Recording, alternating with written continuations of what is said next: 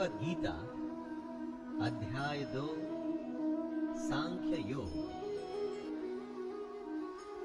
संजय उवाच तं तथा कृपयाविष्टम् अश्रुपूर्णाकुलेक्षणं विषिदन्तमिदं वाक्यम् उवाच मधुसूदनः। संजय कहते हैं, उस प्रकार करुणा से भरे हुए और आंसुओं से पूर्ण तथा व्याकुल नेत्रों वाले शोक युक्त अर्जुन को भगवान देखते हैं। अर्जुन दुख से घिरा हुआ है, आशा खत्म हो चुकी है, हिम्मत टूट चुकी है और ऐसे में कृष्ण उसे समझाना शुरू करते हैं। जहां युद्ध का वर्णन होना चाहिए था, वहां दुख और विषाद का माहौल है। अर्जुन की आंखों में आंसू, मन में निराशा है। ये एक बहुत बड़ी हैरानी की बात थी। धृतराष्ट्र या संजय कोई भी इसकी आशा नहीं कर रहे थे। अर्जुन का दुख देखकर कृष्ण उत्तर देने के लिए तैयार होते हैं। दोस्तों, यही है गीता। अर्जुन या हम सबकी शंका और ईश्वर या कृष्ण का ज्ञान। श्री भगवानुवाच कुतस्त्वाकश्मलमिदं विषमे समुपस्थितम् अनार्यदुष्टमस्वर्ग्यम् अकीर्तिकरमर्जुन। श्री भगवान बोलते हैं, हे अर्जुन, तुझे इस समय असमय में ये मोह किस हेतु से प्राप्त हुआ? क्योंकि न तो ये श्रेष्ठ पुरुषों के द्वारा आचरित है, न स्वर्ग को देने वाला है और न कीर्ति को करने वाला ही है। युद्ध के समय ऐसी शंका, ये तो असमय है। दोस्तों, इस तरह अपने शत्रु के प्रति मोह दिखाने का काम अर्जुन जैसे योद्धा कैसे कर सकते हैं? अपने कर्म से अगर हम मुंह मोड़कर मोह या किसी और वजह से हताश बैठ जाएं, तो वो ठीक नहीं है। इससे कभी कोई लाभ नहीं होता। क्लैप्यमास्मगमः पार्थ नैतत्त्वयुपपद्यते क्षुद्रं हृदय दौर्बल्यं त्यक्तोत्तिष्ठ परन्तप। कृष्ण समझा रहे हैं, हे अर्जुन, नपुंसकता को मत प्राप्त हो। अगर तू युद्ध में आया है तो युद्ध कर, ऐसे डर मत। तेरे जैसे धनुर्धर के लिए ये ठीक नहीं है, सही नहीं कि इस तरह से मन की कमजोरी दिखाओ। दोस्तों, श्री कृष्ण यहाँ नपुंसकता का अर्थ शक्तिहीनता, कमजोर हो जाना, युद्ध से मुंह मोड़ लेने वाली बात कर रहे हैं। यानी कि जो धर्म कहता है उसके अनुसार कर्म तो करना ही चाहिए। स्वयं को कमजोर मानकर बात को छोड़ देना ये सही नहीं है। बुरे समय में अगर हमें भी जब आशंका सताए, यही बात हमें याद रखनी चाहिए कि मन की दुर्बलता छोड़ हमें सिर्फ उस कर्म के बारे में सोचना चाहिए जो हम करने के लिए आए हैं। अर्जुन उवाच कथं भीष्ममहं संख्ये द्रोणं च मधुसूदन इषुभिः प्रतियोत्स्यामि पूजार्हा वरिसूदन। अर्जुन अपनी शंका के बारे में कहते हैं, हे मधुसूदन, मैं रणभूमि में किस प्रकार बाणों से भीष्म पितामह और द्रोणाचार्य के विरुद्ध लड़ूं, जिनसे मैंने सब कुछ सीखा है, जो मेरे लिए सबसे बड़े हैं, उन पर मैं कैसे बाण चला सकता हूं? दोस्तों, यहाँ पर अर्जुन का कहना है, उसका संशय है, असल में सुनने में गलत नहीं लगता। अर्जुन जिनकी पूजा करते हुए बड़े हुए हैं, अपने पितामह या अपने गुरु पर वो बाण कैसे चला सकते हैं? लेकिन युद्ध का तो यही काम है। बाण शत्रु और अपने में भेद नहीं करता।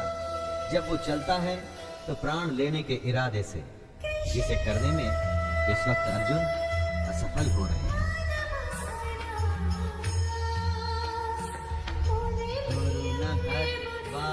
महानुभावान् श्रेयो भोक्तुं भैक्षमपीह लोके हत्वार्थकामांस्तु गुरुनिहैव भुञ्जीय भोगान् बुधिरप्रदिग्धान्।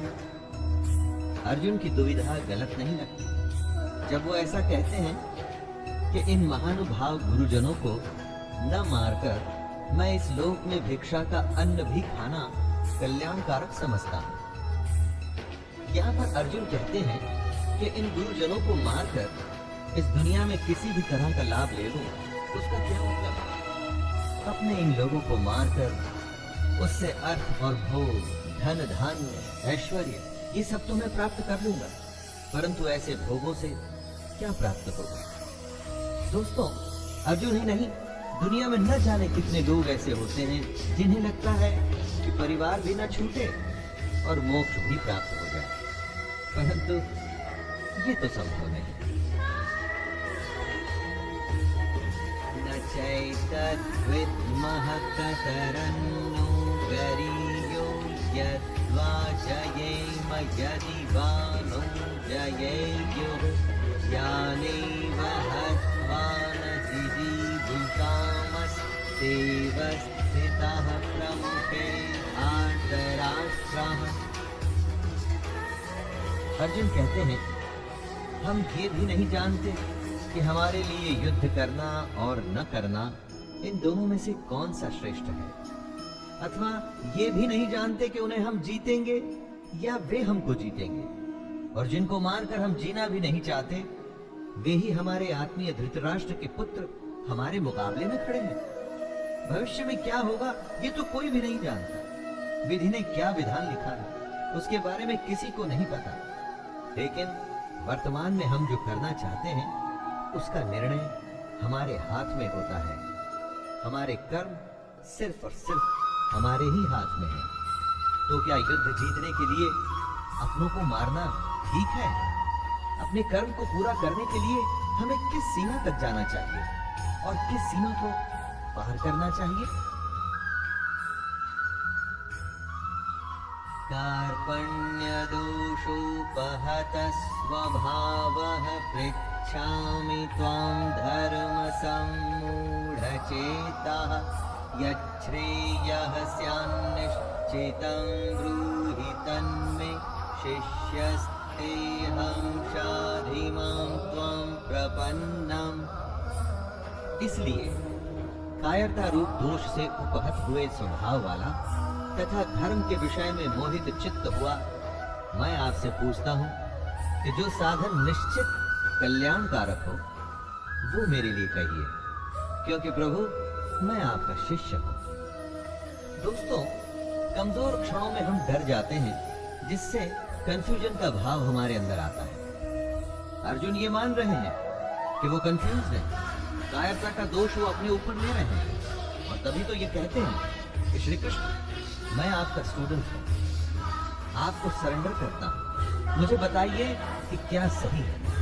दुविधा के समय गुरु ही एकमात्र सहारा होता है दोस्तों, और गुरु के सामने कुछ भी छुपाना नहीं चाहिए। खुलकर अपने हृदय की बात, अपना भय, अपनी शंका सब कुछ सामने रख देना चाहिए। अगर ऐसा करेंगे तभी तो आपको मार्गदर्शन मिलेगा।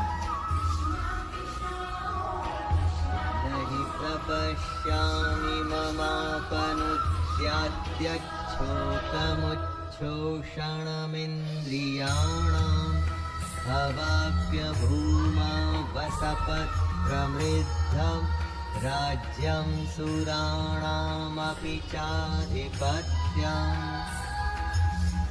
अर्जुन आगे कहते हैं, जीतने पर उन्हें जमीन मिल जाएगी, धन धान्य मिलेगा, नाम होगा, लेकिन इन सब के मिलने के बाद उनका ये दुख कम नहीं होगा जो उन्हें अभी महसूस हो रहा है। यही बात है दोस्तों, जब अपनों का दुख सताता है तो किसी भी तरह का लाभ आराम नहीं देता। और उससे भी बड़ी बात, अगर आप शोक में हैं, दुख में हैं, तो जब तक उस दुख को दूर नहीं करेंगे, उसकी वजह ढूंढ नहीं लेंगे, उसका उपाय नहीं ढूंढ लेंगे, दुनिया का कोई भी सुख आपको आराम नहीं दे पाएगा।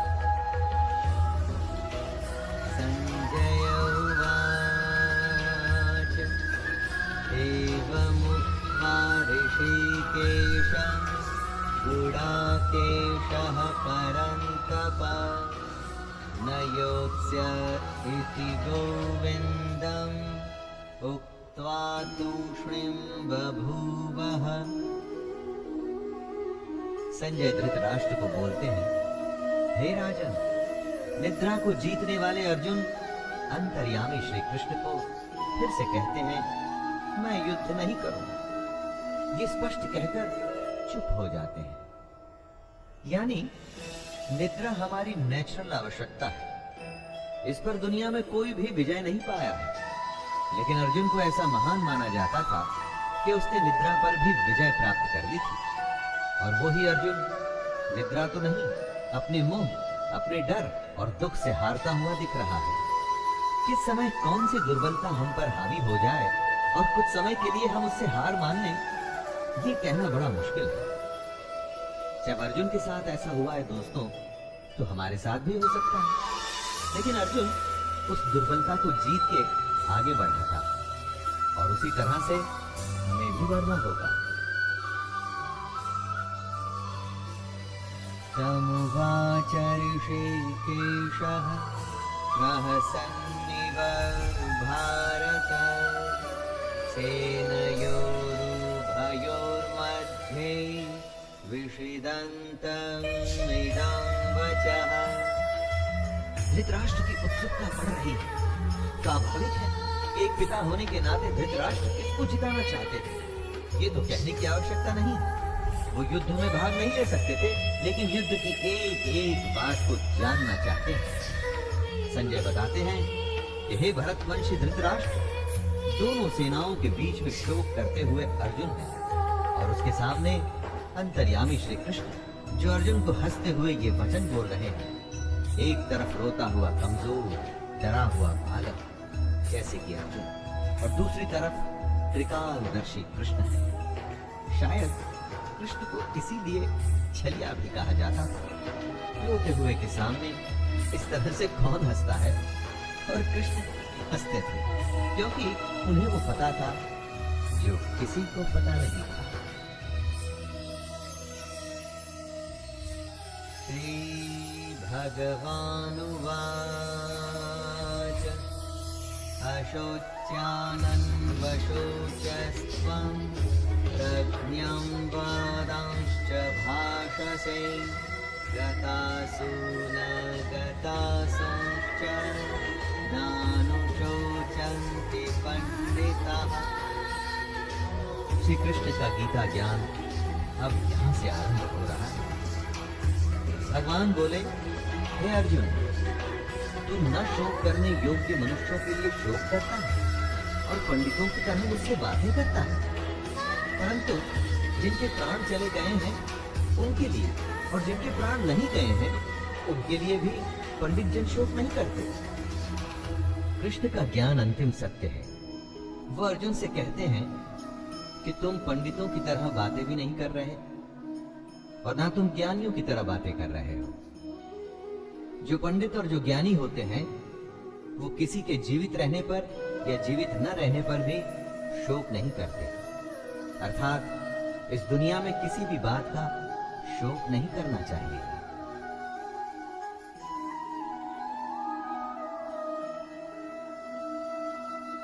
न त्वैवाहं जातु नासं न त्वं नेमे जनाधिपः न चैव न भविष्यामः सर्वे वयमतः परम्। हे अर्जुन, न तो ऐसा ही है कि किसी काल में मैं नहीं था, तू नहीं था, अथवा ये राजा लोग नहीं थे, और न ऐसा ही है कि इससे आगे हम सब नहीं रहेंगे।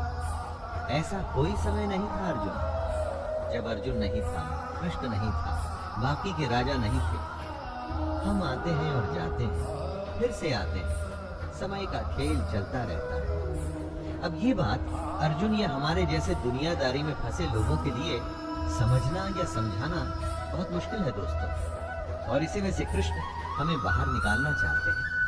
काल का फेर, जी हाँ, काल का फेर तो चलता ही रहता है। हर काल में हमारे जैसे, अर्जुन के जैसे और कृष्ण के जैसे लोग होते हैं। आने वाले समय में भी हम तीनों होंगे और ऐसा ही खेल फिर से होगा।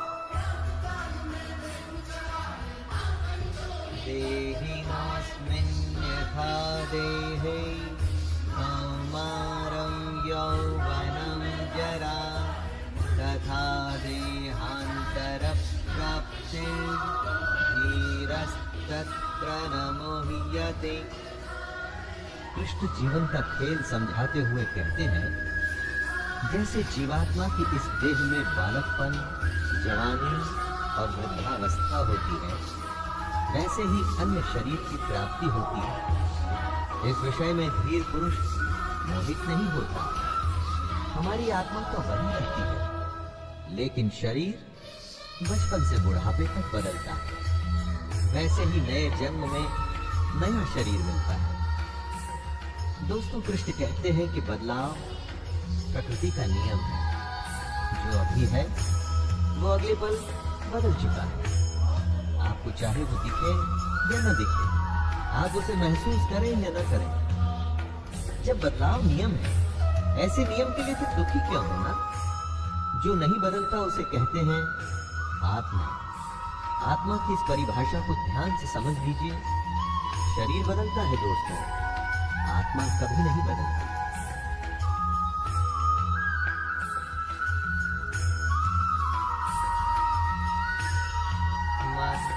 स्पर्शास्तु कौन्तेय शीतोष्ण सुख दुःखदाः आगमापायिनो नित्यास्तांस्तितिक्षस्व भारत। हे कुंती पुत्र, सर्दी, गर्मी और सुख दुख को देने वाले इंद्रिय और विषयों के संयोग तो उत्पत्ति, विनाशशील और अनित्य है। इसलिए हे भारत, उनको तू सहन कर। जिन्हें हमारी इंद्रियां महसूस करती हैं, वो सर्दी, गर्मी या सुख दुख आते जाते रहते हैं, हमेशा नहीं रहते। हमारे सेंसेस और उनके विषयों से जुड़ करके हमें भूख, नींद, सुख, दुख, सुकून, बेचैनी जैसे फीलिंग्स आती हैं। लेकिन ये सब हमारे शरीर से जुड़ी बातें हैं जो खत्म होने वाली हैं। सारी की सारी खत्म होने वाली है। परंतु जो खत्म नहीं होता उसे कहते हैं आत्मा।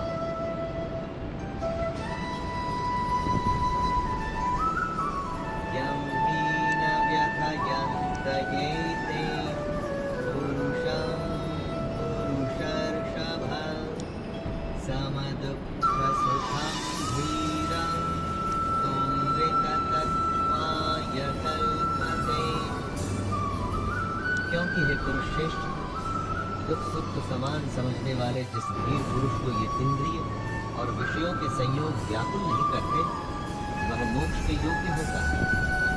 सुख दुख जो बराबर समझे, दोनों हालत में एक जैसा रहे, वही जीवन में आगे बढ़ता है। जितनी भी आपकी आयु हो, जीवन में जरा पीछे मुड़ के देखिए, न जाने कितनी बार आप सुख दुख से बीते हो। कभी बेतहाशा खुशी हुई हो, किसी के जाने या बेहद बड़े नुकसान पे शायद आप फूट फूट के रोए भी होंगे, और आगे आने वाले जीवन में भी ऐसा होता ही रहेगा। यानी इस बात को जानते हैं कि ऐसे सुख दुख तो आते जाते रहते हैं। एक ही भाव कभी रुक के नहीं रहता। नासतो विद्यते भावो न भावो विद्यते सतः उभयोरपि दृष्टोऽन्तस्त्वन्नयोस्तत्त्वदर्शिभिः। कृष्ण कहते हैं कि असत वस्तु की तो सत्ता नहीं और सत्ता अभाव नहीं है। इस प्रकार इन दोनों का ही तत्वज्ञानी पुरुषों द्वारा देखा गया है। दोस्तों, जो झूठ है उसका कोई मूल्य नहीं, मूल्य सिर्फ सच का ही है। समझदार लोग इस बात को समझते हैं, जिसका आना जाना लगा रहे उसके लिए कोई क्या शोक करे। सुख गया तो दुख दरवाजे पर आने के लिए बिल्कुल तैयार खड़ा है। एक के लिए दुख करेंगे तो आने वाली अच्छी खबर के लिए जल्द ही खुश भी होना पड़ेगा। लेकिन अगर आप ज्ञान को समझें तो पाएंगे कि ये दोनों भाव झूठे हैं, इनका कोई मूल्य नहीं। मूल्य है तो सिर्फ आत्मा का, जो निरंतर है, और सिर्फ वही सच है।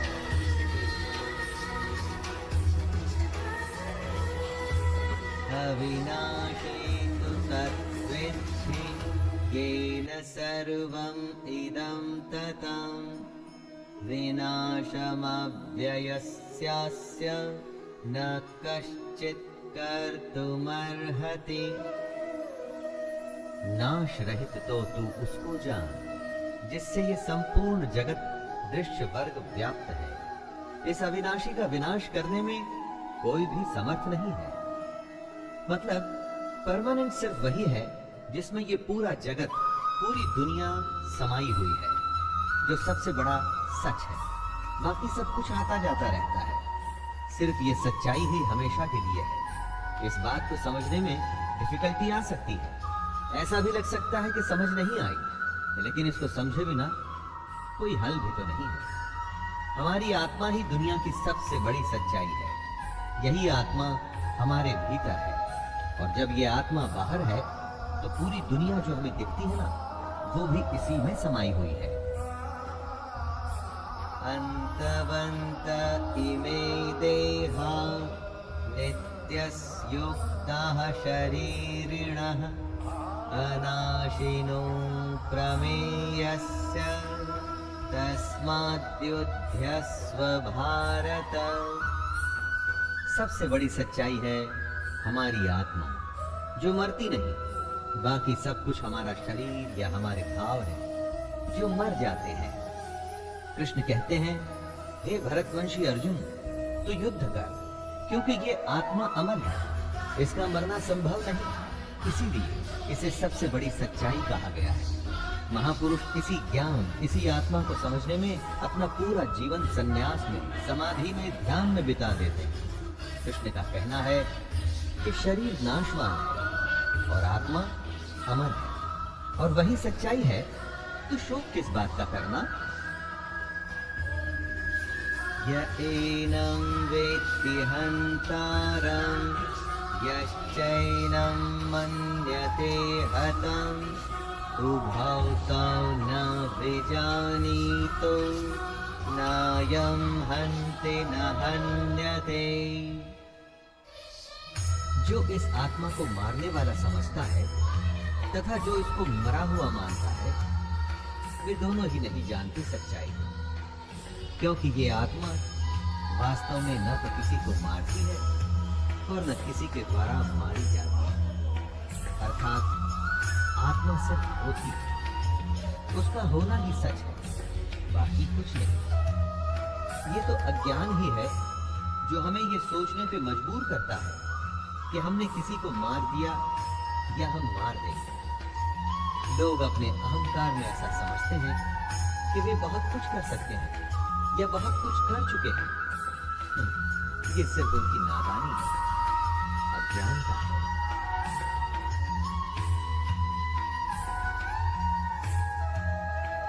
न जायते म्रियते वा कदाचित् नायं भूत्वा भविता वा न भूयः अजो नित्यः शाश्वतोऽयं पुराणो न हन्यते हन्यमाने शरीरे। कृष्ण आगे समझाते हैं कि ये आत्मा किसी काल में भी न तो जन्मती है और ना ही मरती है, तथा ना ये उत्पन्न होकर फिर होने वाली ही है, क्योंकि ये तो अजन्मा, नित्य, सनातन और पुरातन है। शरीर के मारे जाने पर भी ये मरती नहीं। आत्मा हमेशा रहती है, हर काल में। बाकी सब कुछ आता है और जाता है। आत्मा कल, आज और कल हमेशा रहेगी। गीता की सबसे गंभीर बात का ये मूल है दोस्तों, जब कुछ नहीं था तो आत्मा थी, जब कुछ नहीं होगा तो भी आत्मा होगी। आत्मा को छोड़ बाकी सब बदलेगा, आएगा और जाएगा।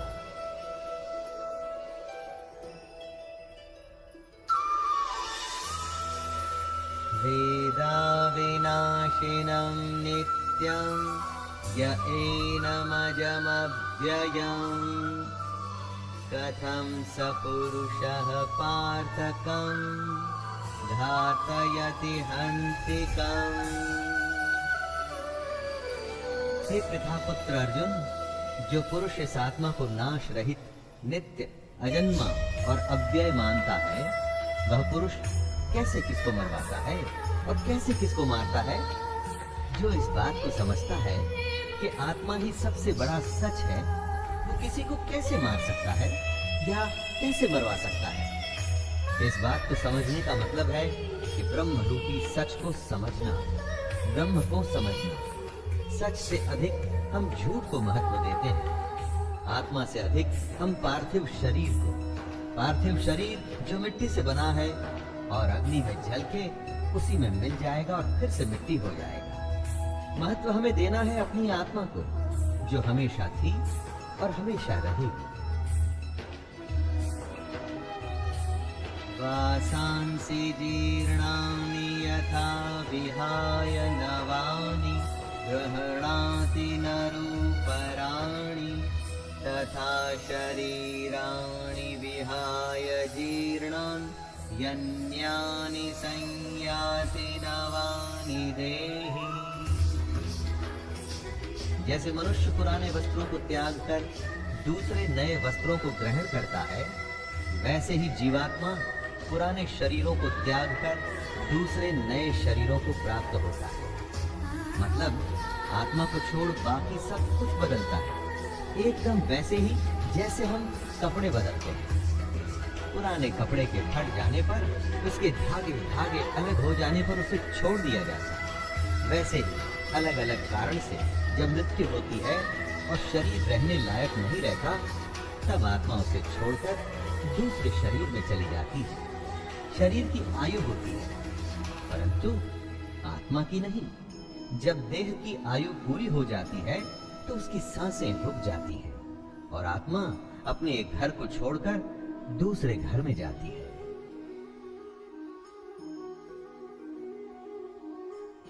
नैनं छिन्दन्ति शस्त्राणि नैनं दहति पावकः न चैनं क्लेदयन्त्यापो न शोषयति मारुतः। इस आत्मा को शस्त्र नहीं काट सकते, इसको आग नहीं जला सकती, इसको जल नहीं गला सकता और वायु सुखा नहीं सकती। आत्मा कोई वस्तु नहीं कि कट जाए, जल जाए या सूख जाए। आत्मा के इसी स्वरूप को कृष्ण समझा रहे हैं। जैसे कपड़ा फटता है, गल जाता है, उसी तरह से आत्मा को कोई वस्तु समझना भूल हो। उस आत्मा को अपनी इस दुनिया की किसी चीज से मत तोलिए। आत्मा किसी के भी जैसी नहीं, उसका कोई दूसरा उदाहरण संभव ही नहीं। आत्मा अपने आप में बिरली और अनूठी है। ये हमसे पहले भी थी और आगे भी रहेगी।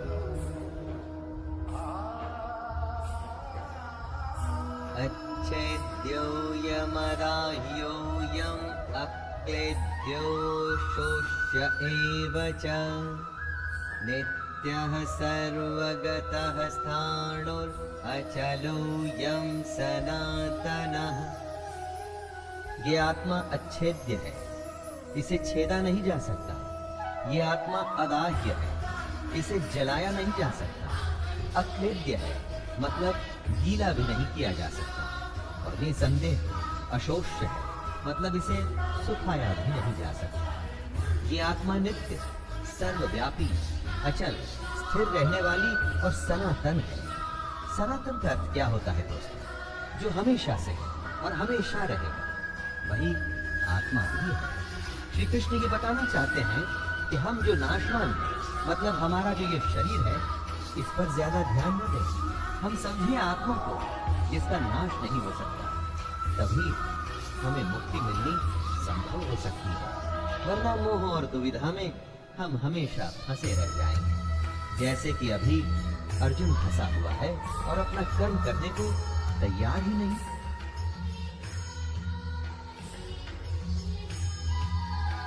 अव्यक्तोऽयमचिन्त्योऽयम् अविकार्योमुच्यते तस्मादेवं विदित्वैनं नानुशोचितुमर्हसि। आत्मा का स्वरूप अव्यक्त है, मतलब इसे व्यक्त नहीं कर सकते, समझा नहीं सकते। इसको अचिंत्य कहते हैं, इसको आप सोच भी नहीं सकते। ये आत्मा विकार रहित है, आत्मा में कोई कमी नहीं होती दोस्तों। कृष्ण आगे कहते हैं कि हे अर्जुन, इस आत्मा को उपयुक्त प्रकार से जानकर तू शोक करने के योग्य नहीं है, अर्थात तुझे शोक करना उचित नहीं है। आत्मा अव्यक्त इसलिए है क्योंकि इस आत्मा को हम अपनी इंद्रियों से नहीं समझ सकते। इंद्रियां इस दुनिया के लिए है और इन इंद्रियों से हम हैप्पीनेस, सैडनेस, सर्दी, गर्मी, टचिंग, खाना पीना ऐसी भौतिक एक्टिविटीज करते हैं। आत्मा इन सब से परे है। अथ चैनं नित्यजातं नित्यं वा मन्यसे मृतं तथापि त्वं महाबाहो नैवं शोचितुमर्हसि। आत्मा का ये ज्ञान कृष्ण अर्जुन को इसलिए दे रहे हैं कि वो जिनके लिए शोक कर रहा है वो व्यर्थ है। कृष्ण समझाते हैं कि हे अर्जुन, यदि तू इस आत्मा को जन्म लेने वाली तथा सदा मरने वाली मानता है तो हे महाबाहो, तू इस प्रकार शोक करने के योग्य नहीं है। दोस्तों, अगर अर्जुन आत्मा को जन्म लेने वाला और मरने वाला समझता है तो भी शोक करने का कोई अर्थ नहीं है। अगर अर्जुन आत्मा को शरीर की तरह ही जन्म लेने वाला और मरने वाला समझता है तो भी युद्ध में मरने वालों के लिए शोक करने का कोई मतलब नहीं। जातस्तहि ध्रुवो मृत्युर्ध्रुवं जन्म मृतस्य च तस्मादपरिहार्येऽर्थे न त्वं शोचितुमर्हसि। कृष्ण कहते हैं कि हे अर्जुन, अगर तुम ये मानते हो कि जन्मे हुए की मृत्यु निश्चित है और मरे हुए का जन्म निश्चित है, तो इससे भी इस बिना उपाय वाले विषय में तुम्हें शोक करने का कोई हक नहीं है। जन्म और मृत्यु तो जुड़े हैं एक के बाद दूसरे का होना, तो फिर शोक क्यों करना? जिसका जन्म हुआ उसका अंत तो निश्चित है, और अगर आत्मा ने जन्म लिया है तो उसका मरना भी निश्चित है। कृष्ण यहाँ ये कह रहे हैं कि न जाने कितनी ही बार हम उन बातों के लिए शोक करते हैं जिसका होना तय है। ये समझदारी नहीं है। जो तय है वो होगा ही, और जो होगा ही तो उसके लिए शोक करके अपने आप को कमजोर या दुर्बल बनाने की क्या आवश्यकता है? अव्यक्तादीनि भूतानि व्यक्तमध्यानि भारत अव्यक्तनिधनान्येव तत्र का परिदेवना। हे अर्जुन, संपूर्ण प्राणी जन्म से पहले अप्रकट थे और मरने के बाद भी अप्रकट हो जाने वाले हैं। केवल बीच में ही प्रकट है। फिर ऐसी स्थिति में शोक क्या करें? हमारा होना, किसी का भी होना उनके जन्म और मृत्यु के बीच में होता है, तो फिर शोक किसके लिए करें? अचानक से एक जन्म होता है, जब कोई नहीं था तो वो एक नया खिलखिलाता हुआ नया जीवन आता है, खुशियां लिए हुए, लेकिन उसके साथ ही किसी के जाने की भी तैयारी शुरू हो गई है। ऐसा तो हो नहीं सकता कि हम अच्छे को स्वीकार करें और बुरे के लिए शोक मनाते रहें। जीवन के सच को हमें मानना पड़ेगा। आश्चर्यवत् पश्यति कश्चिदेनमाश्चर्यवद्वदति तथैव चान्यः आश्चर्यवच्चैनमन्यः शृणोति श्रुत्वाप्येनं वेद न चैव कश्चित्। कोई एक महापुरुष ही इस आत्मा को आश्चर्य की भांति देखता है, और वैसे ही दूसरा कोई महापुरुष भी इसके तत्व को आश्चर्य की भांति वर्णित करता है, तथा दूसरा कोई अधिकारी पुरुष इसे आश्चर्य की भांति सुनता है, और कोई कोई तो सुनकर भी इसको नहीं जानता। यानी कि आत्मा को समझना बेहद बेहद और बेहद मुश्किल है। कुछ आत्मा के बारे में सुन के हैरान होंगे कि ऐसा कैसे हो सकता है। कोई हैरान होकर आत्मा का वर्णन करेगा, और हम में से कोई ऐसे होंगे जो सुन के इस बात को समझ नहीं पाएंगे। बात को समझिए, कितनी ही बार लोग ज्ञान की बातें सुनते हैं और थोड़ी ही देर में वापस अपनी मोह माया की दुनिया में लग जाते हैं। दोस्तों, उसी मोह माया से तो निकलना है अगर आप आत्मा को समझना चाहते हैं।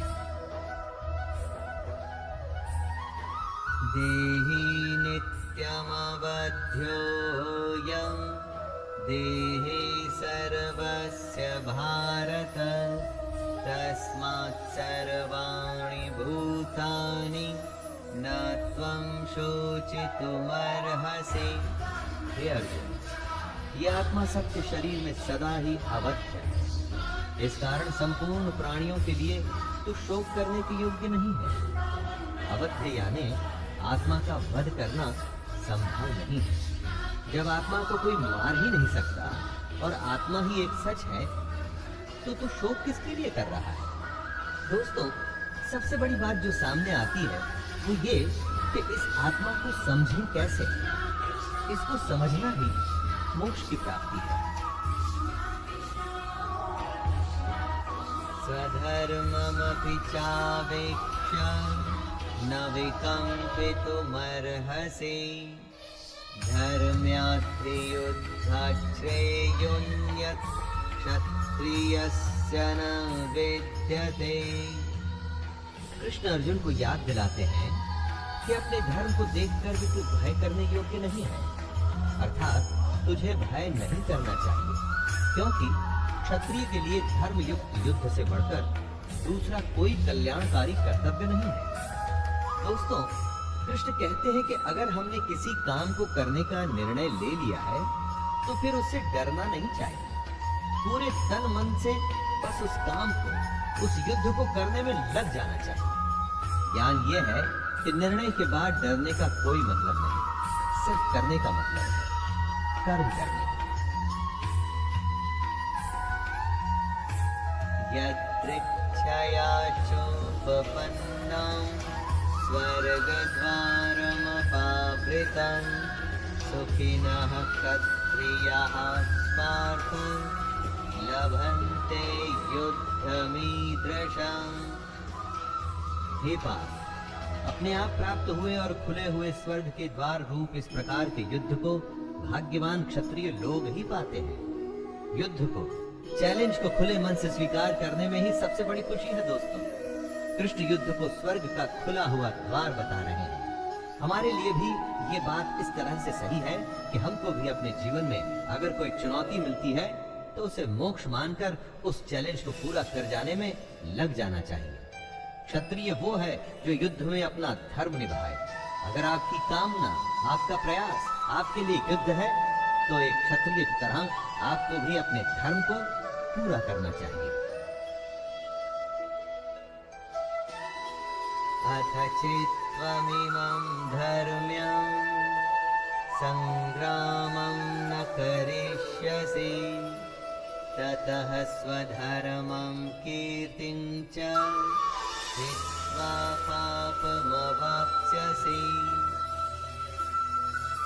किंतु यदि तू इस धर्म युक्त युद्ध को नहीं करेगा तो स्वधर्म और कीर्ति को खोकर पाप को प्राप्त होगा।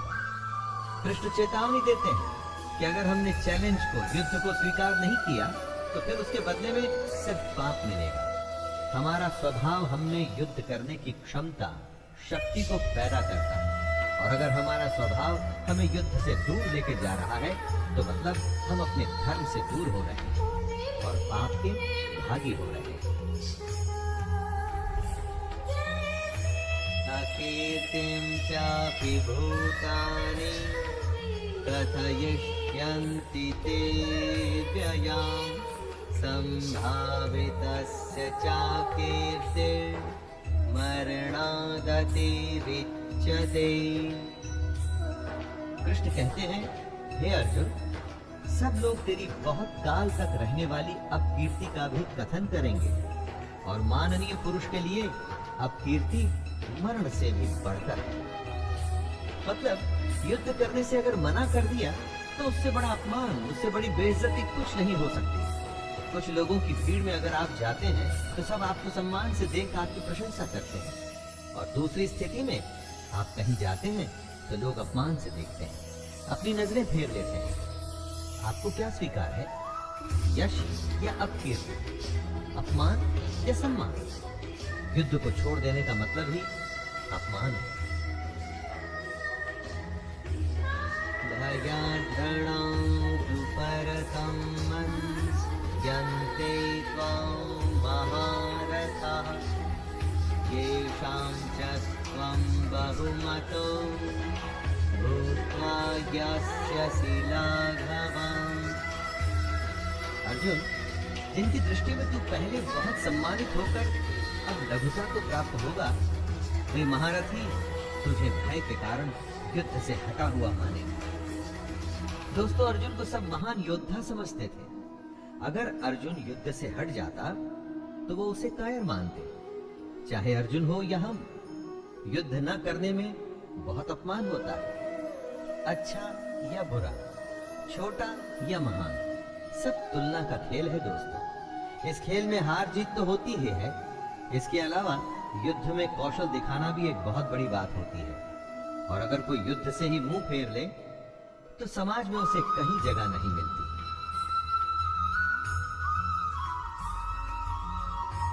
अवाच्य वादांश्च बहुं वदिष्यन्ते तवाहिताः, निन्दन्तस्त्वसामर्थ्यं ततो दुःखतरं नु किम्। आपके बैरी, आपके शत्रु तो इसी ताक में रहते हैं कि कब आपकी निंदा कर सके। युद्ध से भाग के उन्हें ऐसा मौका क्यों देना?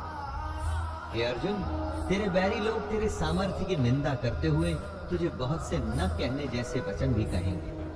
उससे अधिक दुख और क्या होगा?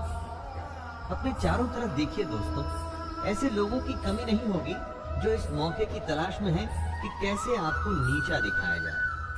अगर ये मौका आप खुद ही उन्हें परोस कर दे देंगे तो सोचिए उन्हें कितनी खुशी होगी। फिर हमें उन्हें ये मौका देने की क्या आवश्यकता है?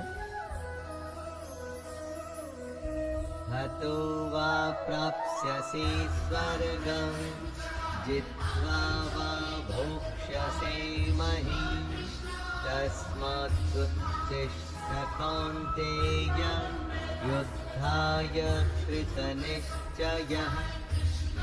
या तो तू युद्ध में मारा जाकर स्वर्ग को प्राप्त होगा, अथवा संग्राम में जीतकर पृथ्वी का राज्य भोगेगा। इस कारण हे अर्जुन, तू युद्ध के लिए निश्चय करके खड़ा हो जा। आज की दुनिया में इसी बात को सोच के देखिए दोस्तों, पूरे जी जान से खेलने पर आप हार जीत की चिंता नहीं करते, क्योंकि आप अपना सब कुछ झोंक चुके होते हैं। जीतने पर नाम होता है और हारने पर भी आप अपने और दूसरों के मन में सम्मान पाते हैं, क्योंकि आपने धर्म के अनुसार युद्ध किया। इसलिए अपनी चुनौतियों से, चैलेंजेस से कभी भी मुंह नहीं मोड़ना चाहिए। सुख दुखे समे कृत्वा लाभालाभौ जया जया, ततो युद्धाय युज्यस्व नैवं पापमवाप्स्यसि। जय पराजय, लाभ हानि और सुख दुख को समान समझकर उसके बाद युद्ध के लिए तैयार हो जाए। इस प्रकार युद्ध करने से हे अर्जुन, तो पाप को नहीं प्राप्त होगा। दोस्तों, अपनी चुनौती में अगर आप अपना सर्वस्व लगा देते हैं तो जीतने पर तो सब कुछ मिलेगा ही, लेकिन अगर हार भी जाते हैं तो अफसोस नहीं होगा, निराशा नहीं होगी, क्योंकि आपके पास जो भी था वो आपने युद्ध में, अपनी चैलेंजेस में लगा दिया। अब इस स्थिति को बड़े ध्यान से देखिए। युद्ध में अपना सब कुछ लगाने पर हार जीत में अंतर कम हो जाता है। और यही तो कृष्ण भी कह रहे हैं कि सुख और दुख को एक जैसा समझे और बस युद्ध में लग जाए। अच्छा बुरा सबको एक जैसा समझकर बस अपने कामों में, अपनी चुनौती में लग जाए। एषा ते विहिता सांख्ये बुद्धिर्योगे त्विमां शृणु बुद्ध्या युक्तो यया पार्थ कर्मबन्धं प्रहास्यसि। हे पार्थ, ये बुद्धि तेरे लिए ज्ञान योग के विषय में कही गई है और अब तू इसको कर्म योग के विषय में सुन। दोस्तों, अब कृष्ण कर्म योग के बारे में बता रहे हैं, जिससे कर्मों के बंधन को तोड़ा जा सके, नष्ट किया जा सके। ज्ञान सोचने और समझने की बात है और कर्म व्यवहारिक यानी प्रैक्टिकल, सच्चाई, दोनों तरीके हैं अपने गंतव्य, मंजिल या डेस्टिनेशन पर पहुंचने के। यनेहाभिक्रमनाशोऽस्ति प्रत्यवातो न विद्यते स्वल्पमप्यस्य धर्मस्य त्रायते महतो भयात्। इस कर्म योग में आरंभ का अर्थात बीज का नाश नहीं है और उनका फल रूपी दोष भी नहीं है, बल्कि इस कर्म योग रूपी धर्म का थोड़ा सा भी साधन जन्म मृत्यु रूपी महान भय से रक्षा करवा देता है। सबके लिए ज्ञान का, साधना का, साधुओं का मार्ग संभव नहीं है। हमारे जैसे अधिकतर लोगों को कर्म योग अपनाना चाहिए। अगर कर्म योग को समझ के उस पर हम सब चल सकें तो कभी निराशा नहीं होगी। अगर इस कर्म योग को हम थोड़ा सा भी समझ लें तो जन्म और मृत्यु के डर से हमेशा के लिए बच सकते हैं। व्यवसायात्मिका बुद्धि एकेह कुरु नंदन बहुशाखा ह्यनन्ताश्च बुद्ध्यो व्यवसायिनाम्। हे अर्जुन, इस कर्म योग में निश्चयात्मिका बुद्धि एक ही होती है, किंतु अस्थिर विचार वाले विवेकहीन सकाम मनुष्यों की बुद्धियां निश्चय ही बहुत भेदों वाली और अनंत होती है। जब फैसला लेना हो तो बुद्धि एक ही होती है, लेकिन जहां सोच की, फैसले की, निर्णय की कमी हो वहां कई बुद्धियां काम करती है। यहाँ अनिर्णय की स्थिति के बारे में कहा गया है दोस्तों। जब आप फैसला नहीं ले पाते हैं, कोई डिसीजन नहीं ले पाते हैं, तो न जाने कितनी ही दिशाओं में आपका ध्यान, आपकी बुद्धि जाती है। लेकिन अगर आप निर्णय करने की सोच लें तो उसके बाद सिर्फ उस काम को करने का ही प्रण होता है। और अगर ऐसा नहीं है तो ऐसा होना चाहिए। यामिमां पुष्पितां वाचं प्रवदन्त्य विपश्चितः वेदवादरतः पार्थ नान्यदस्तीति वादिनः। हे अर्जुन, जो भोगों में तन्मय हो रहे हैं, जो कर्म फल के प्रशंसक वेद वाक्यों में ही प्रीति रखते हैं, जिनकी बुद्धि में स्वर्ग ही परम प्राप्य वस्तु है और जो स्वर्ग से बढ़कर दूसरी कोई वस्तु ही नहीं देखते, यानी ऐसे लोग जो कर्म के बदले में होने वाले सिर्फ फल, लाभ की ही बात करते हैं। जब भी कोई काम उससे होने वाले फायदे से शुरू होता है तो वो काम नहीं, स्वार्थ हो जाता है, उसे कर्म नहीं कह सकते। जो लोग ऐसा करते हैं उन्हें कृष्ण कर्म फल का प्रशंसक बता रहे हैं। आप अकर्मी होने से बचिए। कामात्मानः स्वर्गपरां जन्म कर्म फलप्रदां क्रिया विश्लेषबहुलां भोगैश्वर्यगतिं प्रति। ऐसे लोगों को कृष्ण ढोंगी बताते हैं। वो कहते हैं, हे अर्जुन, ऐसा कहने वाले हैं वे अविवेकी जन इस प्रकार के जिस पुष्पित अर्थात दिखाऊ शोभायुक्त वाणी को कहा करते हैं, ऐसे लोग ढोंगी होते हैं।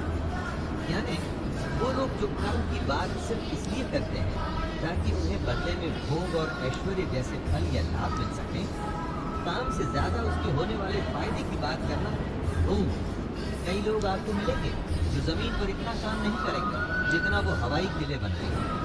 दोस्तों, ऐसे ढोंगी लोगों से बचना चाहिए।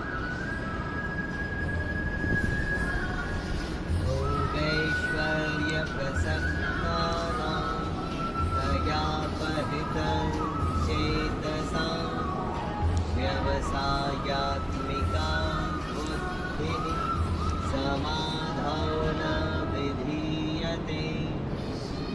जो कर्म की बातें सिर्फ भोग और ऐश्वर्य के लिए करते हैं, जिनका ध्येय सिर्फ भोग और ऐश्वर्य है, उन पुरुषों की परमात्मा में निश्चयात्मिका बुद्धि नहीं होती। यानी ऐसे लोगों का ध्येय स्वार्थ होता है, फायदा होता है, भगवान या अपने काम में सच्ची लगन नहीं होती। ऐसे लोगों की संगत से बचना चाहिए। इनकी पहचान होती है इनके नेगेटिव रवैये से। इनकी बातों से आप समझ जाएंगे कि काम में इनकी कोई रुचि नहीं, बस उस काम का फल भोगने में इनको बहुत रुचि है।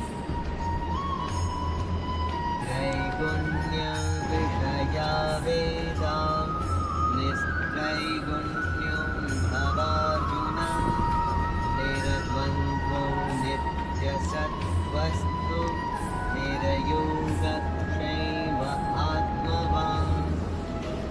हे अर्जुन, वेदों के कर्मकांड हमारी प्रकृति के 3 गुणों से जुड़े हैं। इसलिए तो उन भोगों एवं उनके साधनों में आसक्तिहीन, हर्ष शोकादि द्वंद्वों से रहित, नित्य वस्तु परमात्मा में स्थित योग और क्षेम को न चाहने वाला और स्वाधीन अंतःकरण वाला। यहाँ पर कृष्ण अत्यंत कठिन लेकिन सबसे बड़ी बात कह रहे हैं। वो कहते हैं कि वेद भी सिर्फ 3 गुणों में ही सीमित हो जाते हैं, उससे आगे वो भी नहीं जानते। उससे आगे है कर्मयोग। उनका कहना है कि कर्म करो लेकिन उसमें आसक्ति नहीं, उससे जुड़े सुख दुख से लगाव न रखो।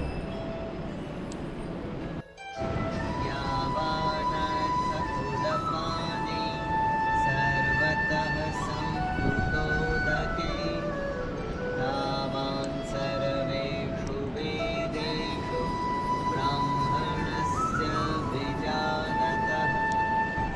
बेहद बड़े जलाशय के प्राप्त हो जाने पर छोटे जलाशय में मनुष्य का जितना प्रयोजन रहता है, उसी तरह से अगर जिसने ब्रह्म तत्व को समझ लिया तब उसके लिए वेदों की कोई आवश्यकता नहीं। पोथी अनपढ़ जग होगा पंडित भयान होए। पोथी या वेद से ही आपको सफलता मिले ऐसा सोचना गलत है। कर्म योग तो उस बड़े तालाब की तरह है कि अगर ये मिल गया तो छोटे तालाब की आवश्यकता आपको क्यों नहीं। कर्म का खेल इतना बड़ा है कि उसके आगे सारे ज्ञान छोटे पड़ जाते हैं, लेकिन कर्म को समझना पड़ेगा कि आखिर ये होता क्या है।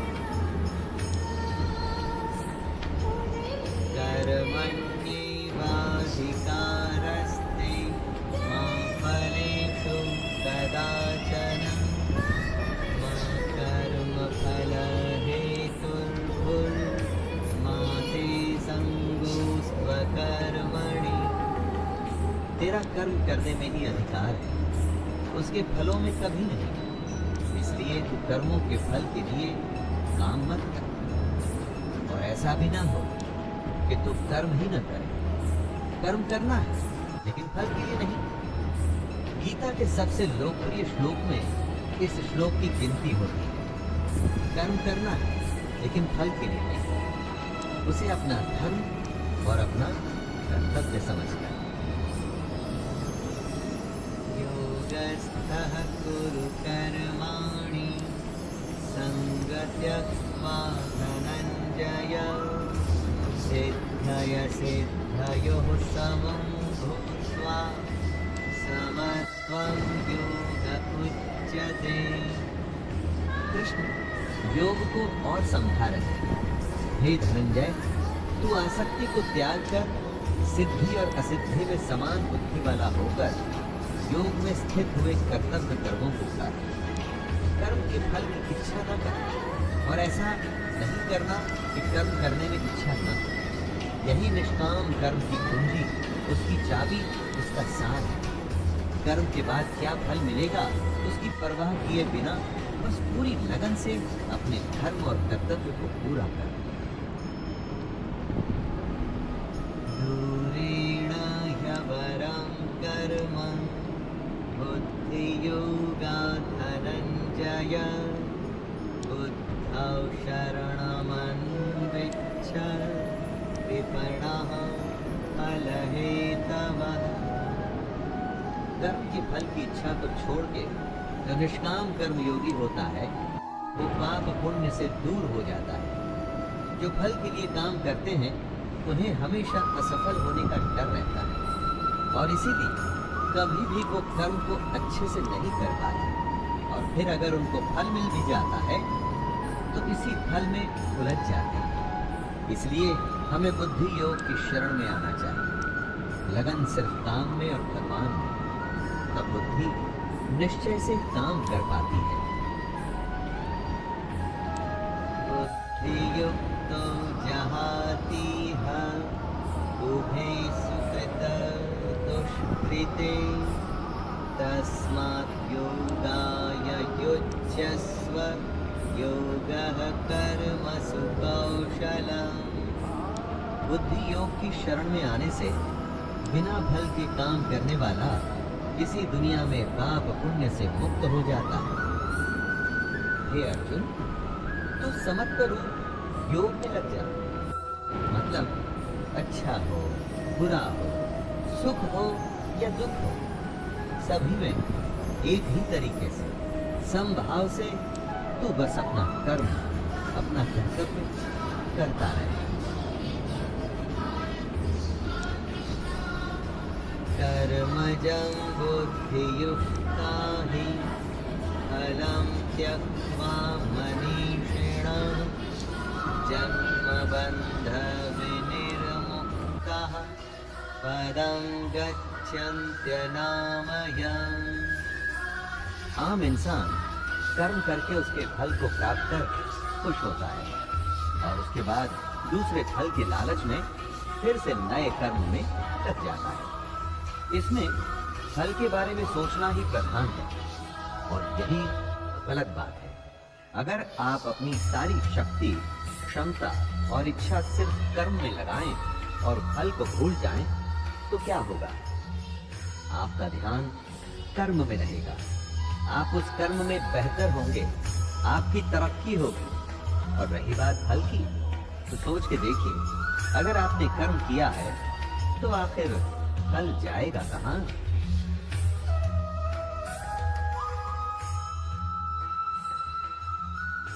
यदा ते मोहकलिलं बुद्धिर्व्यतितरिष्यते तदा गन्तासि निर्वेदं श्रोतव्यस्य श्रुतस्य च। कर्म के फल का मोह हो या रिश्तों का मोह, धन या ऐश्वर्य का मोह, यही मोह हमें फंसाता है। जब बुद्धि मोह के दलदल से निकल जाती है तब परमात्मा के पास आने की राह निकल आती है। रिश्ते, धन, ऐश्वर्य बुरे नहीं, उनसे मोह बुरा है, क्योंकि जब आपका लगाव इन वस्तुओं से हो जाता है तो सोचने की शक्ति कम हो जाती है, बुद्धि ठीक से काम नहीं करती, फैसले गलत हो जाते हैं। इसलिए इस मोह को बुरा बताया गया है। धृतराष्ट्र के पुत्र मोह से ही पूरा महाभारत हुआ। युधिष्ठिर के द्यूत या जुए के मोह में उनका पूरा राज्य चला गया था। दोस्तों, ये उस समय की ही बात नहीं है। आप चाहें तो आज के समय के भी कई सारे उदाहरण जो आप अपने आसपास में देख सकते हैं।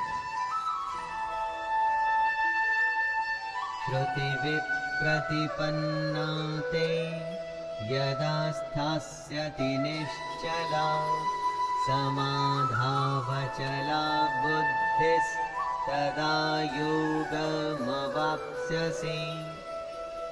जितने लोग होते हैं उतने किस्म की बातें होती हैं और जितनी बातें होती हैं उतने तरीके से बुद्धि सोचती है।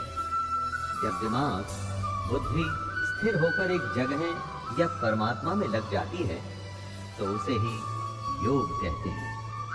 बुद्धि का स्थिर हो जाना ही एकाग्रता यानी कॉन्सेंट्रेशन कहलाता है दोस्तों। स्थिर होकर एकाग्रता से कुछ करने को समाधि की स्थिति भी कहते हैं। और अगर आपने कॉन्सेंट्रेशन से काम किया हुआ हो तो मैं दावे के साथ कहता हूं कि वो काम कभी भी व्यर्थ नहीं होगा।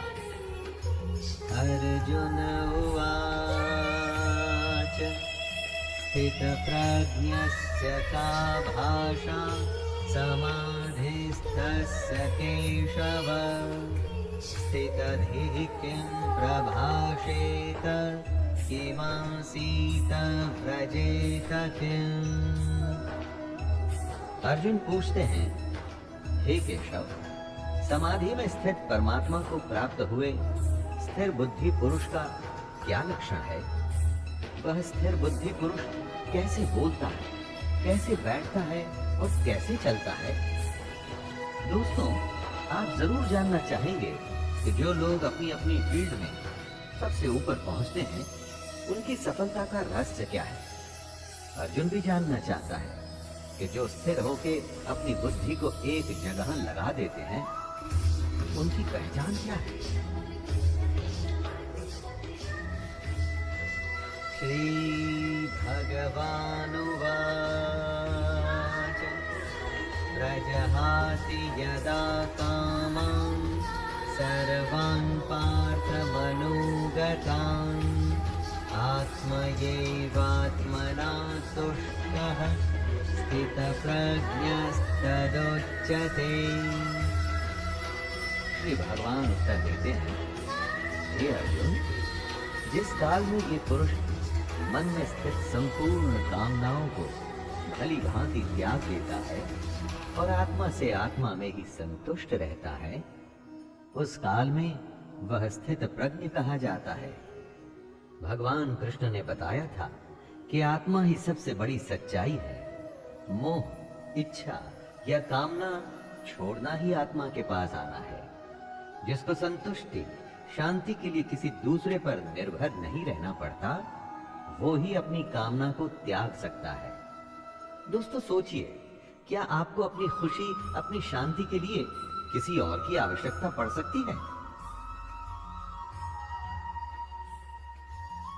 दुःखेष्वनुद्विग्नमनः सुखेषु विगतस्पृहः वीतरागभयक्रोधः स्थितधीर्मुनिरुच्यते।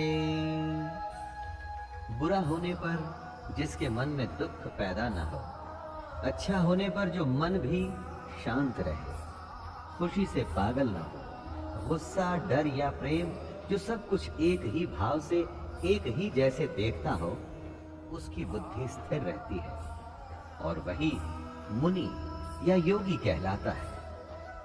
अच्छी खबर पे खुश हो जाना, बुरे पे उदास, ये तो स्वाभाविक ही है।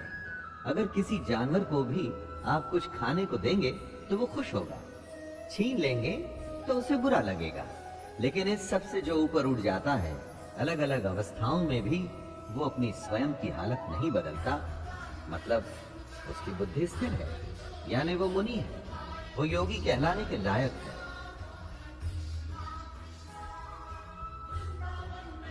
यह सर्वत्रानभिस्नेहस्तत्प्राप्य शुभाशुभं नाभिनन्दति न द्वेष्टि तस्य प्रज्ञा प्रतिष्ठिता।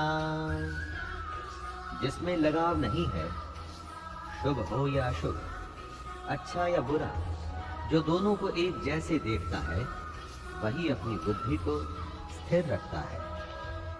इस श्लोक में कृष्ण समझा रहे हैं कि किस तरह से अलग अलग हालत में खुद को, अपनी बुद्धि को स्थिर रखा जाए, कैसे संयम और धैर्य से हम अपने जीवन में अनुशासन ला सकते हैं, वरना चारों तरफ या तो दुख की हाहाकार होगी या खुशी से लोग झूम रहे होंगे।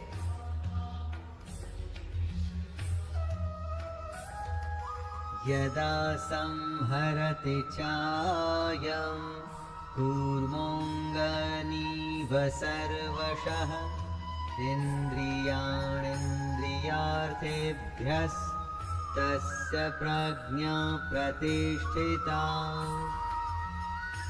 कछुआ जिस तरह से सब ओर से अपने अंगों को समेट लेता है, वैसे ही जब पुरुष इंद्रियों के विषयों से इंद्रियों को सब प्रकार से हटा लेता है, तब उसकी बुद्धि स्थिर होती है। यानी दुनिया में रहकर भी दुनियादारी से बचना ही बुद्धि को स्थिर करना है। अगर किसी के सामने आप बहुत ही स्वादिष्ट खाना रखें, तो क्या वो खुद को रोक पाएगा? किसी के सामने आप महंगे आभूषण या डिजिटल गैजेट्स रखें, तो क्या वो स्वयं पर कंट्रोल कर सकेगा? ना, ये संभव नहीं है दोस्तों। इसको जो संभव कर दे, उसी की बुद्धि स्थिर होती है। आप स्वयं पर आजमा के देखिए, अगर दुनिया की वस्तुएं आपको लुभा नहीं पाती, तो आप अपनी बुद्धि को नियंत्रण में ले आएंगे।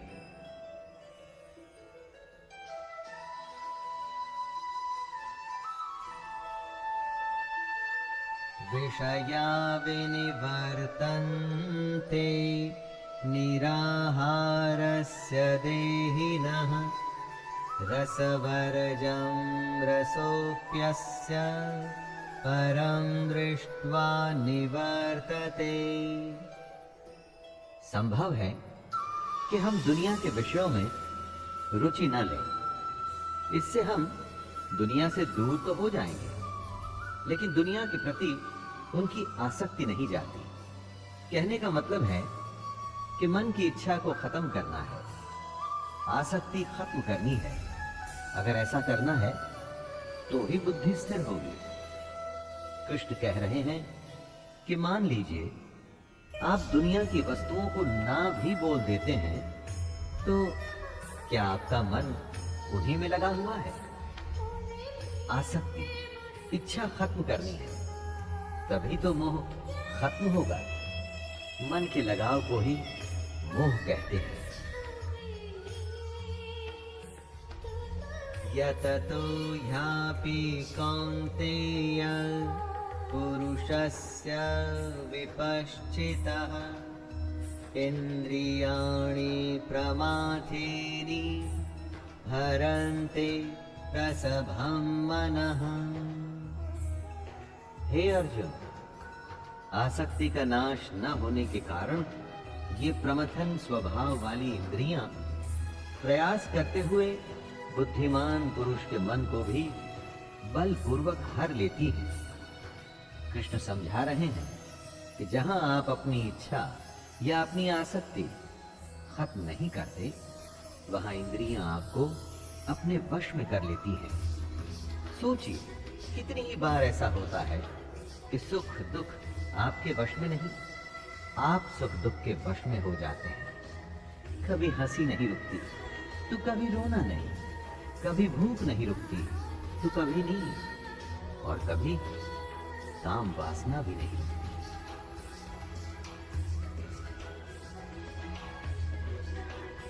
तानि सर्वाणि संयम्य युक्त आसीत मत्परः वशे हि यसेन्द्रियाणि तस्य प्रज्ञा प्रतिष्ठिता। इंद्रियों को वश में करके भगवान को ध्यान में रख जो बैठता है, अपने कर्म अपने कर्तव्य में जो ध्यान लगाता है, उसी की बुद्धि स्थिर हो जाती है। वो ईश्वर अपने लक्ष्य के समीप हो जाता है। दोस्तों, अगली बार आप कुछ भी करें ना, तो ये देखिएगा कि वो काम आपकी इंद्रियां आपसे करवा रही हैं या आपका कर्म वो करवा रहा है। आप खुद ही समझ जाएंगे कि श्री कृष्ण क्या कहना चाहते हैं। इंद्रियों के वश में न होकर उन्हें अपने वश में करने पर ही आप अपनी बुद्धि को स्थिर कर पाएंगे। ध्यायतो विषयान् पुंसः संगस्तेषु पजायते संगात् संजायते कामः कामात् क्रोधोऽभिजायते। विषयों के बारे में अर्थात इच्छाओं के बारे में सोचते रहने से उसमें आसक्ति हो जाती है और आसक्ति से उन विषयों की कामना उत्पन्न होती है और जब वो कामना पूरी नहीं होती तो क्रोध उत्पन्न होता है। जिस तरह ज्यादा खाने से भूख बढ़ती है, ज्यादा सोने से नींद बढ़ती है, उसी तरह से जब आप अपनी इच्छाओं के बारे में सोचते रहते हैं तो बस उसी में फंस के रह जाते हैं और उसे ही आसक्ति कहते हैं। आसक्ति के बढ़ने को कामना कहते हैं और कामना के पूरा न होने पर गुस्सा आता है और तब आप अपनी समझ खो देते हैं।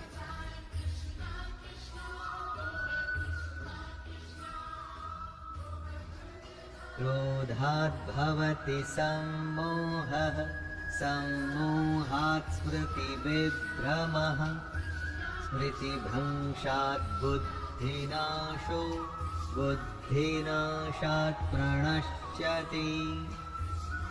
यानी सोचने की शक्ति कम हो जाती है, मूढ़ भाव से स्मृति में भ्रम हो जाता है। जब सोच नहीं सकते तो याद भी नहीं रख सकते। स्मृति में भ्रम हो जाने से बुद्धि अर्थात ज्ञान शक्ति का नाश हो जाता है। जब याद नहीं रख पाएंगे तो ज्ञान किसी काम नहीं आएगा, बुद्धि बेकार हो जाएगी और बुद्धि का नाश हो जाने से पुरुष अपनी स्थिति से गिर जाता है।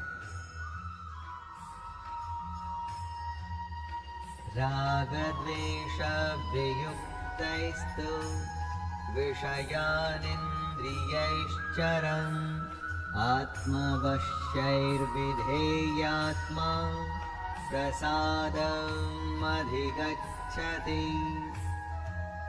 जो अपनी इच्छाओं को, अपनी आसक्तियों को अपने नियंत्रण अर्थात कंट्रोल में रख पाते हैं, दोस्ती शत्रुता गुस्से या प्यार के बिना अपनी इंद्रियों को भटकने नहीं देते, वो अंतःकरण की प्रसन्नता को प्राप्त होते हैं। ऐसे लोगों को बाहरी नहीं, हार्दिक और अंदरूनी प्रसन्नता होती है। आनंद, खुशी, शांति कहीं बाहर नहीं होती दोस्तों, वो तो हमारे अंदर होती है और हम उसे ढूंढते बाहर हैं। इसलिए ऐसा कहा गया है कि मोह को कहां ढूंढे रे बंदे, मैं तो तेरे पास। प्रसादे सर्वदुःखानां हानिरस्योपजायते प्रसन्नचेतसो ह्याशो बुद्धिः पर्यवतिष्ठते। अंतःकरण की प्रसन्नता होने पर, अंदर से प्रसन्न होने पर दुख खत्म हो जाते हैं और ऐसे प्रसन्न चित्त कर्म योगी की बुद्धि शीघ्र ही सब ओर से हटकर एक परमात्मा में ही भली भांति स्थिर हो जाती है। दोस्तों, आप अपने लक्ष्य के बारे में सोचिए, प्रयास करिए कि उसे सबसे अच्छा, पूरी दुनिया में दी बेस्ट, सबसे श्रेष्ठ उसे कैसे कर सकते हैं और उसे पूरा करने में लग जाइए। फल का मत सोचिए कि लक्ष्य पूरा होगा कि नहीं, बस उसे करते रहिए और फिर देखिए कैसी मानसिक शांति और सुकून मिलता है आपको। नास्ति बुद्धिरयुक्तस्य न चायुक्तस्य भावना न चाभावयतः शान्तिर्शान्तस्य कुतः सुखम्। जो पुरुष अपने मन या अपनी इंद्रियों को नहीं जीत पाते, उनमें निश्चयात्मिका बुद्धि नहीं होती, यानी कि वो स्पष्ट और सटीक निर्णय नहीं ले पाते। ऐसे मनुष्य के अंतःकरण में भावना भी नहीं होती। भावनाहीन मनुष्य को शांति नहीं मिलती और शांति रहित मनुष्य को सुख कैसे मिल सकता है। बीमार आदमी क्या अच्छा खाना और क्या बुरा खाना, उसे कुछ अच्छा नहीं लगता। जो अंदर होता है वो बाहर आता ही है। जब आपके अंदर शांति नहीं होगी तो आप आनंद कभी भी प्राप्त नहीं कर पाएंगे।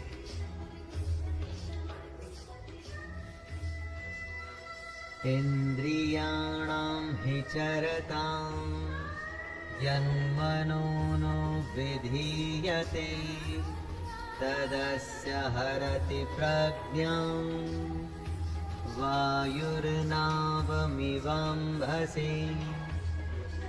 जैसे जल में चलने वाली नाव को वायु भर लेती है, जैसे हवा पानी में चलती हुई नाव की दिशा बदल देती है, वैसे ही विषयों में विचरती हुई इंद्रियों में से मन जिस इंद्रिय के साथ रहता है वह एक ही इंद्रिय इस अयुक्त पुरुष की बुद्धि को हर लेती है।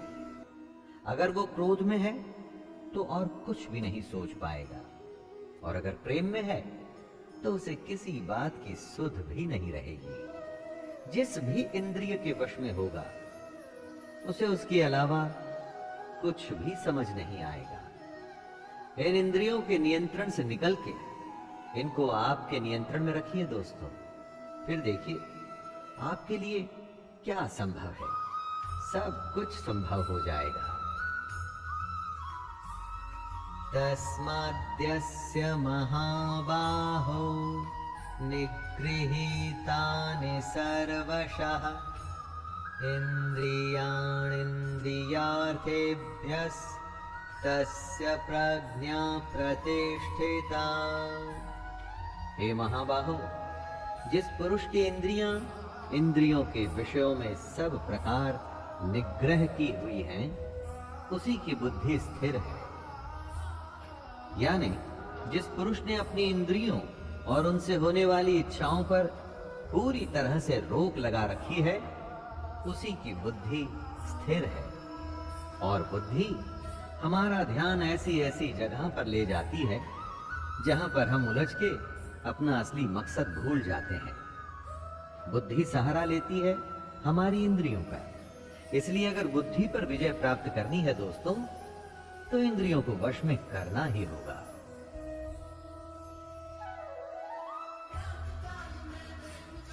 या निशा सर्वभूतानां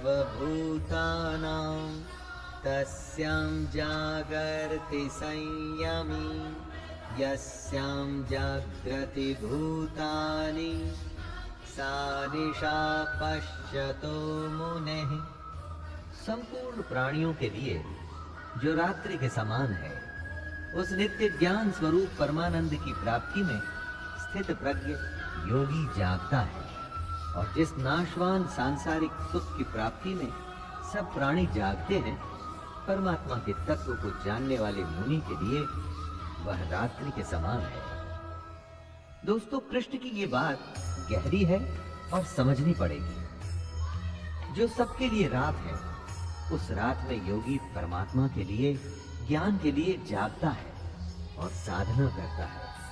और जो सबके लिए सांसारिक सुख है, जिसके लिए संसार में हर कोई जागता है, वो सुख योगी के लिए रात के समान है। जब सब सोते हैं तो मेहनती बच्चा रात में जाग के पढ़ता है और परीक्षा में वो ही अव्वल आता है।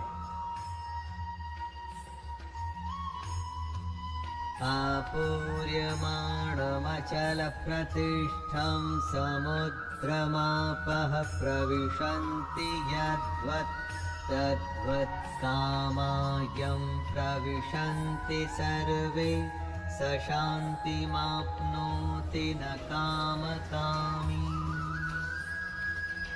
जैसे नाना प्रकार के नदियों के जल सब ओर से परिपूर्ण अचल प्रतिष्ठा वाले समुद्र में उसको विचलित न करते हुए ही समा जाते हैं, वैसे ही सब भोग जिस स्थित प्रज्ञ पुरुष में किसी प्रकार का विकार उत्पन्न किए बिना समा जाते हैं, वही पुरुष परम शांति को प्राप्त होता है।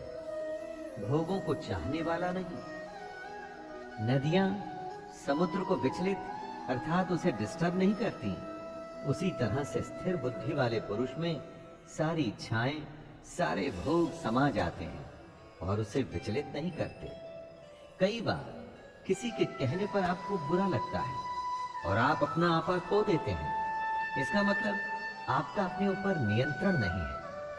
ऐसा समुद्र बनिए जिसमें कोई भी नदी, किसी भी तरह की गाली या कोई कमेंट आपको कभी भी विचलित न कर पाए।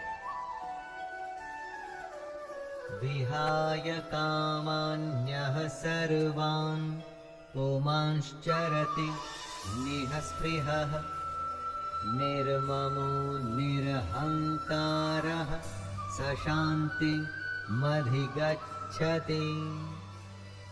जो पुरुष संपूर्ण कामनाओं को त्याग कर ममता रहित, अहंकार रहित और स्पृहा रहित हुआ विचरता है, वही शांति को प्राप्त होता है। अर्थात वो शांति को प्राप्त है। कामना का, इच्छा का त्याग करना है, उससे मोह नहीं रखना है, घमंड नहीं करना है, दुनिया में रहकर भी दुनिया से अलग रहना है। ऐसे ही इंसान को शांति प्राप्त होती है। कामयाब वही होता है जो परेशान हुए बिना अपनी धुन में, अपने काम में लगा रहता है। सफलता उसी के ही पांव चूमती है। एषा ब्राह्मी स्थितिः पार्थ नैनां प्राप्य विमुह्यते स्थित्वा स्यामन्तकालेऽपि ब्रह्म निर्वाणमृच्छते। हे अर्जुन, ये ब्रह्म को प्राप्त हुए पुरुष की स्थिति है। इसको प्राप्त होकर योगी कभी मोहित नहीं होता और अंतकाल में भी इस ब्रह्म स्थिति में स्थित होकर ब्रह्मानंद को प्राप्त हो जाता है।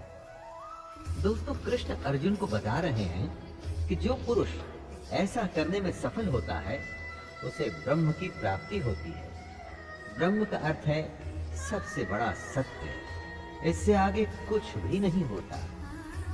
कृष्ण कहते हैं कि ये जो सारे लक्षण हैं उन लोगों के हैं जो अपनी बुद्धि को स्थिर रखकर अपने लक्ष्य को प्राप्त करते हैं। स्वाभाविक है कि अगर इन बातों को हम भी अपने जीवन में उतार लें तो हम भी अपने लक्ष्य से कभी दूर नहीं रहेंगे।